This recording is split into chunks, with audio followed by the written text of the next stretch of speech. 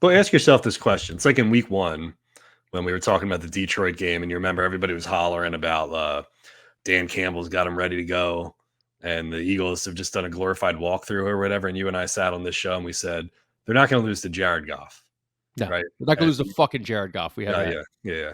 And that ended up being true, right? And so I think if you just boil it down to like the most simple statement on the planet, do you think, does anybody really think that Daniel Jones is going to come down to Lincoln Financial Field on Saturday night, a primetime game, and beat the Eagles at Lincoln Financial Field?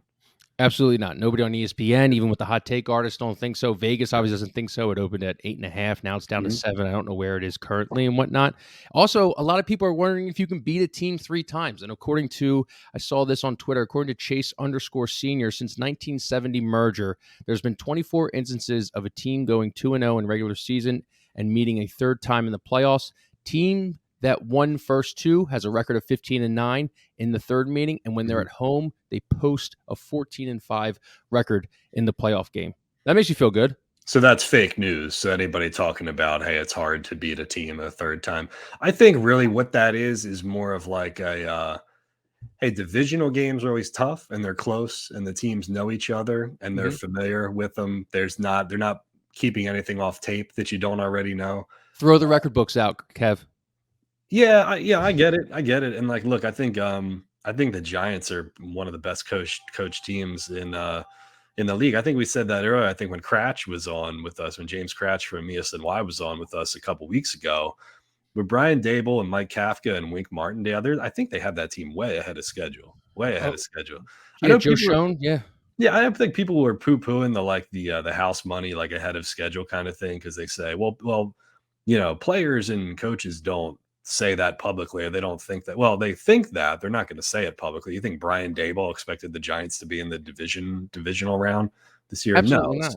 no. So they are ahead of schedule, but because of that, they have a little bit of the 2022 Phillies in them, where really it's like nothing to lose. I think once they won that game in Houston against the Astros to get themselves into the wild card, then like the pressure all came off their shoulders. And it's like, hey, we're in the postseason. We got nothing to lose here. Clearly, the Eagles have more pressure and there's more expectation on them going into this. I mean, if the Giants come down here on Saturday, there's like an early turnover or Jalen Hurts, fumbles the ball or something like that happens, and the Giants get an early score, like a turnover or something, and they can at least keep the crowd manageable, then maybe they grow into the game. But I don't.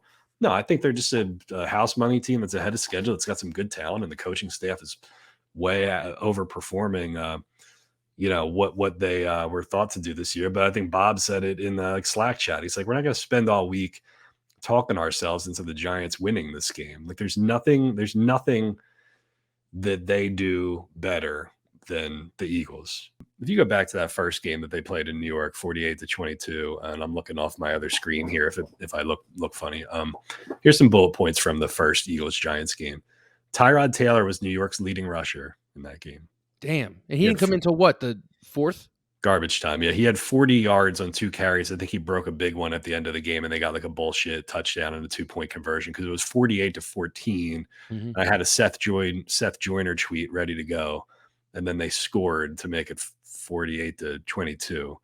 Saquon Barkley held to 3.1 yards per average on 9 carries. Daniel Jones only ran it 4 times for 26 yards. One of those was a QB sneak from the goal line that he scored on. The Giants were down 21-0 before the special teams unit blocked that punt. You remember that? The Aaron Siposs play, the scoop. Yep. And then the offense got the ball back on the 15-yard line.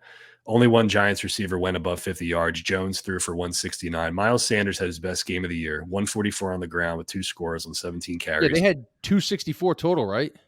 Jalen Hurts, had added 77 and a score on 7 carries. So I think that they just ran the ball really, really well against that defense, and they just limited what Daniel Jones was able to do